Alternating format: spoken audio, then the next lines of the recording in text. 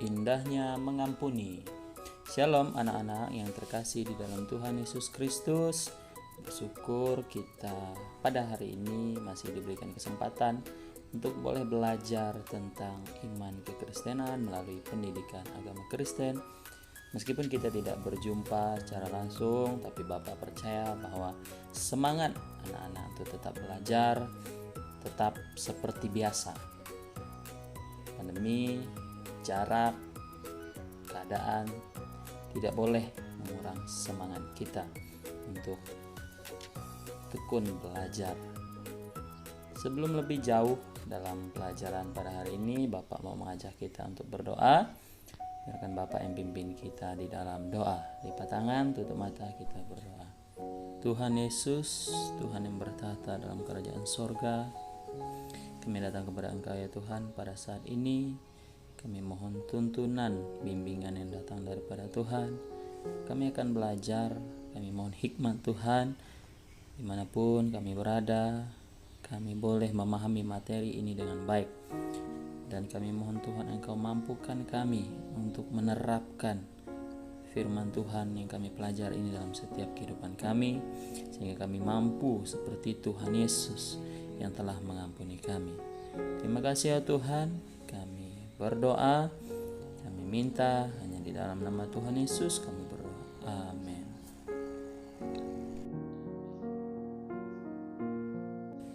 Materi kita hari ini terambil dalam kitab Kolose pasal 3 ayat 13, Matius 6 ayat 14 sampai 15, dan Matius 18 ayat 22. Anak-anak silahkan pause dulu video ini, hentikan dulu video ini, baca dan pahami ayat tersebut.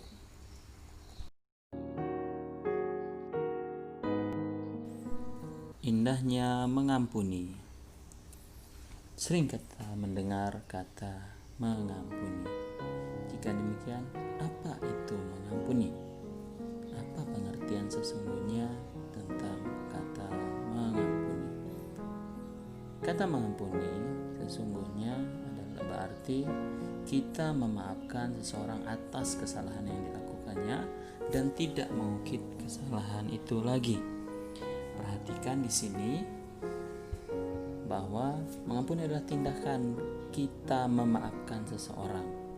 Jelas di sini tentu orang yang bersalah kepada kita, dan juga tidak mengungkit kesalahan itu lagi. Dengan demikian bisa kita simpulkan, jika kita bilang kita memaafkan seseorang tetapi sesungguhnya kita terus mengungkit masalah itu artinya kita belum benar-benar memaafkan orang tersebut. Lalu mengampuni juga merupakan tindakan kita membebaskan diri dari beban kebencian dan menggantikannya dengan damai sukacita. Perhatikan di sini kata membebaskan diri. Dengan demikian, ini juga berarti bahwa ketika kita tidak mengampuni, kita masih terikat oleh sebuah hal, yaitu beban. Kita masih terus memikul beban, yaitu beban kebencian yang ada pada diri kita. Tentu tidak ada kebahagiaan ketika masih ada beban yang begitu berat yang terus kita pikul. Tentu tidak nyaman, kita bertemu seseorang juga tidak nyaman, kita melihatnya pun tidak nyaman. Kenapa? Karena kita masih punya beban yang berat. Dan yang pasti kita akan sulit untuk melangkah, sulit untuk maju, sulit untuk bisa bertumbuh karena kita terus dibebani oleh kebencian. Oleh sebab itu, marilah kita sungguh-sungguh belajar untuk mengampuni. Selanjutnya, jika demikian, mengapa kita harus mengampuni? Oleh sebab itu, mari kita baca di dalam Kolose 3 ayat 13, Matius 6 ayat 14 dan 15, serta Matius 18 ayat 22.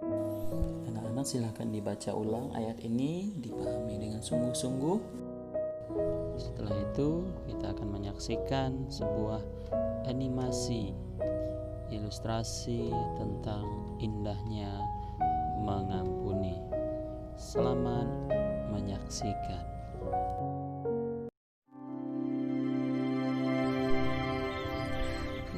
tadi temanmu yang namanya Budi cari kamu.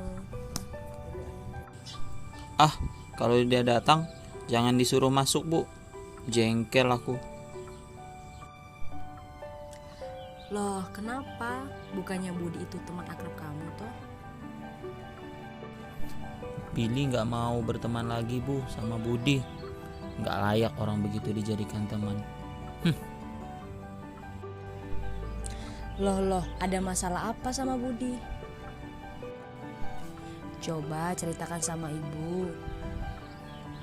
Aku gak mau lagi, Bu, berteman dengan Budi. Sudah 3 kali dia menyakiti hati aku. Yang pertama dan yang kedua aku maafkan. Tapi yang ketiga ini aku gak mau, Bu, maafkan dia. Kesabaran aku sudah habis. Billy sayang, dalam kekristenan mengampuni itu tidak ada batasnya. Tuhan Yesus dalam Injil Matius pasal 18 ayat 22 mengajarkan kepada kita bahwa mengampuni orang yang bersalah kepada kita bukan sampai 3 kali, melainkan 70 kali 7 kali. Maksud ayat itu apa ya, Bu? Maksudnya itu kita sebagai orang Kristen diajarkan bahwa mengampuni itu tidak hanya dibatasi jumlah hitungan. Artinya mengampuni itu tidak terbatas. Tuhan Yesus saja mengampuni manusia tidak ada batasnya loh. Padahal dosa kita ini banyak dan kita sering banget menyakiti hati dia.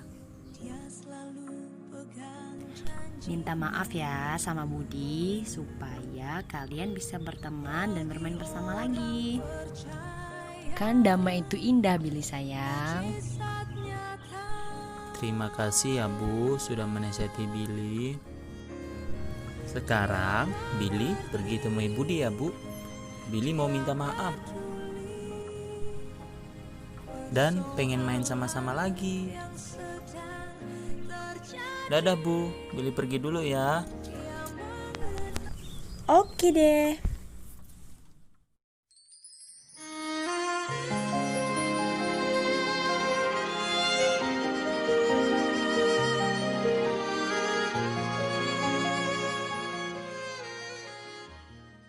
Berdasarkan video dan firman Tuhan yang telah kita baca, maka sekarang kita telah dapati ada beberapa alasan mengapa orang Kristen harus mau mengampuni.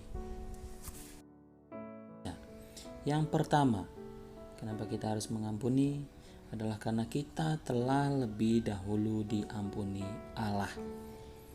Allah telah mengampuni kita melalui pengorbanan Yesus Kristus di kayu salib. Kita sudah mendapatkan anugerah itu.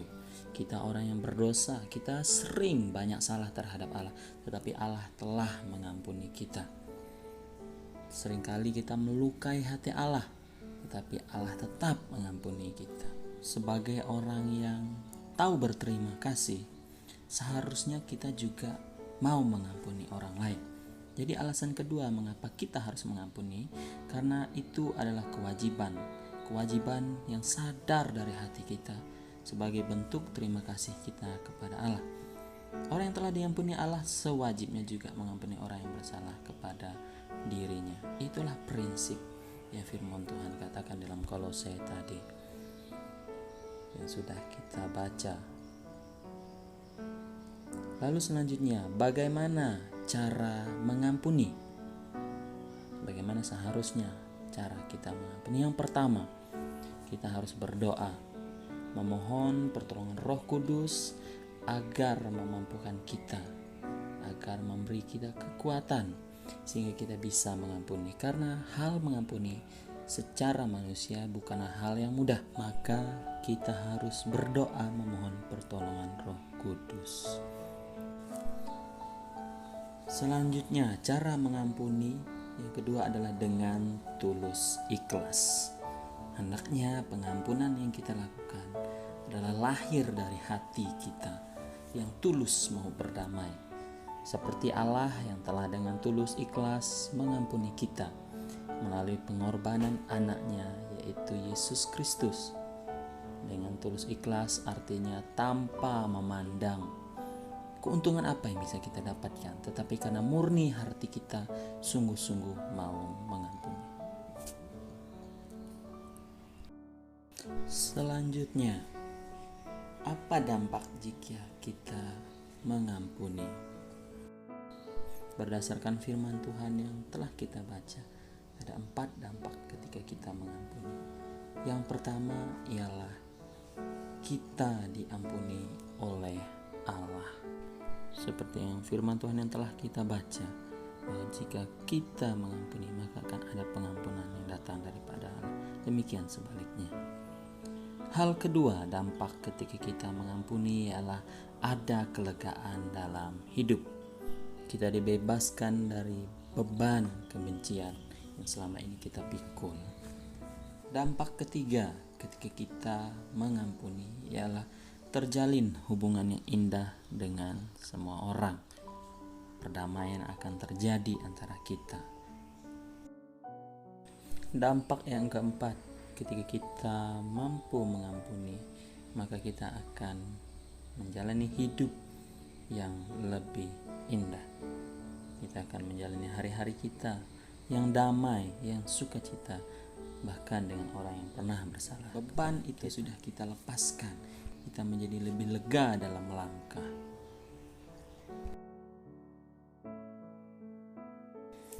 Lalu pertanyaan selanjutnya, berapa kalikah kita harus mengampuni?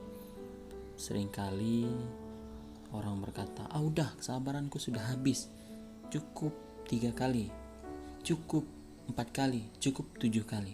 Tetapi sesungguhnya berdasarkan firman Tuhan, seharusnya berapa kalikah kita harus mengampuni? Untuk memahami hal ini, mari kita lihat kembali di dalam Matius 18 ayat 21 sampai 22. Di sini sebuah kisah tentang Petrus bertanya kepada Yesus, "Tuhan, sampai berapa kali aku harus mengampuni saudaraku jika ia berbuat dosa terhadap aku? Sampai 7 kali?" tanya Petrus. Yesus menjawab, perhatikan, "Bukan," kata Yesus, "aku berkata kepadamu, bukan sampai 7 kali, melainkan sampai 70 kali 7 kali." Apa maksud ayat ini? 70 kali 7 jumlahnya 490 kali, bukan? Itu adalah jumlah yang banyak. Bapak tidak yakin bahwa ada orang yang berbuat salah kepada kita sampai sebanyak itu. Jika demikian, sebenarnya sesungguhnya apa yang mau Tuhan sampaikan melalui jumlah yang banyak itu? Untuk memahami hal ini, mari Bapak akan sedikit jelaskan. Angka 7 dan 70 dalam Alkitab sering digunakan sebagai sebuah lambang untuk sesuatu yang sempurna, lengkap atau penuh. Misalnya, angka 7 itu sesuatu yang sempurna. Ketika Tuhan menciptakan langit dan bumi, Ia berhenti pada hari yang ke-7. Begitu juga dengan angka 70. Tuhan menghukum bangsa Israel lengkap selama 70 tahun. Dalam hal ini sesungguhnya maksud Yesus ialah Ia ingin menyampaikan bahwa dalam kekristenan mengampuni itu tidak terbatas pada jumlah hitungan. Mengampuni itu harus sempurna, harus lengkap. Sempurna maksudnya harus sungguh-sungguh kita memaafkan seseorang. Harus lengkap, harus sepenuhnya, harus penuh dalam kita memaafkan seseorang, tanpa menyisakan kebencian sedikit pun. Itu yang ingin Tuhan Yesus sampaikan. Ini artinya Tuhan Yesus ingin menyampaikan bahwa dalam kekristenan mengampuni tidak terbatas pada jumlah hitungan.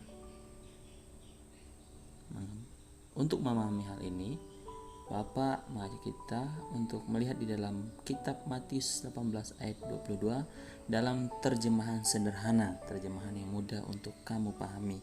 Yesus bilang gini, 7 kali? Bukan, katanya. 70 kali? Bukan. Tetapi, kata Yesus, perhatikan, selalu memaafkan tanpa menghitung-hitungnya. Itu berarti Di dalam kekristenan, mengampuni itu tidak ada batasnya. Mengampuni itu tidak terbatas pada jumlah hitungan. Sebagai kesimpulan, yang pertama, mengampuni adalah tindakan kita melepaskan beban kebencian yang ada pada diri kita dengan cara memaafkan seseorang. Perhatikan, dalam hal ini kita melepaskan beban kita dengan cara memaafkan seseorang. Yang kedua, orang Kristen wajib mengampuni karena itu merupakan bentuk kita meresponi pengampunan Allah yang dinyatakannya melalui Yesus Kristus. Orang Kristen harus melakukan itu jika ia benar-benar adalah orang Kristen yang meresponi pengampunan Allah yang telah ia terima. Jadi, mengampuni itu adalah tindakan yang menyenangkan Allah, menyenangkan sesama, dan menguntungkan kita sendiri. Perhatikan, kita juga orang yang diuntungkan ketika kita mengampuni. Mungkin ada yang berpikir, tidak ada untungnya saya mengampuni. Tidak, sesungguhnya ketika kita mengampuni, kita melepaskan beban diri kita. Jadi kita akan mendapatkan kelegaan. Kiranya hal ini menjadi jelas bagi kita betapa indahnya ketika kita mengampuni. Baiklah, tugas pertemuan pertama kali ini, wawancari orang tuamu, tanyakan pendapat mereka tentang dua hal.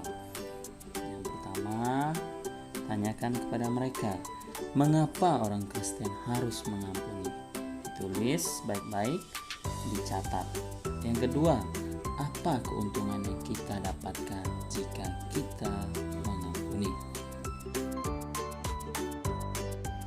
Tugas ini ditulis dan dikumpulkan pada pertemuan selanjutnya.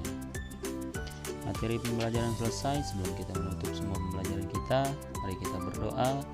Bapak akan pimpin kita di dalam doa. Tuhan Yesus, kami bersyukur untuk kebaikan-Mu, sehingga pada hari ini kami boleh menyelesaikan materi pembelajaran kami tentang indahnya mengampuni. Kami mohon kepada Tuhan, Engkau menolong kami supaya kami mampu mengingat pembelajaran ini dan dimampukan untuk menerapkannya dalam kehidupan kami.